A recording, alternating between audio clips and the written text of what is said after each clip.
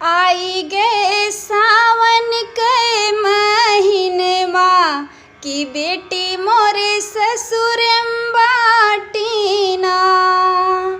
आई गे सावन के महीनवा की बेटी मोरे ससुर बाटीना। शोभवा बैठी मोरे बाबा जी सोचे, शोभवा बैठी मोरे बाबा जी सोचे के कहलाई हम चुनरिया की बेटी मोरे ससुर बाटीना। के कहलाई हम चुनरिया की बेटी मोरे ससुर बाटीना। आई गे सावन के महीनवा की बेटी मोरे ससुर बाटीना।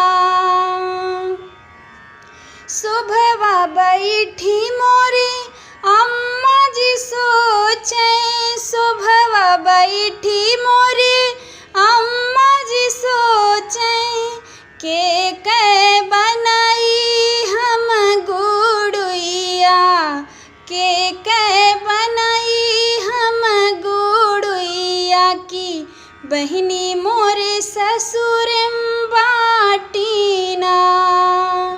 के बनई हम गुड़ुइया की बेटी मोरे ससुर बाटीना।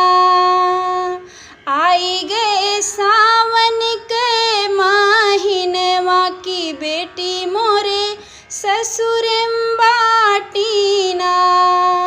शोभवा बैठी मोरे भाभी जी सोचे, शोभवा बैठी मोरे भाभी जी सोचे के राची हम मेहदिया की ननदी मोरे ससुर बाटीना।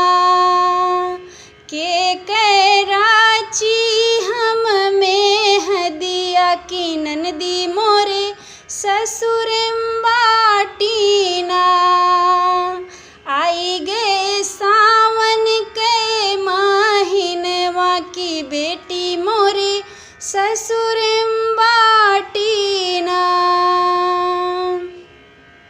शोभवा बैठी मोरे भैया जी सोचे, शोभवा बैठी मोरे भैया जी सोचे के पीटी हम गुड़ुइया, के पीटी हम गुड़ुइया की बहिनी मोरे ससुर बाटीना। आई गे सावन के महीनवा, आई गे सावन के महीनवा की बेटी मोरे ससुर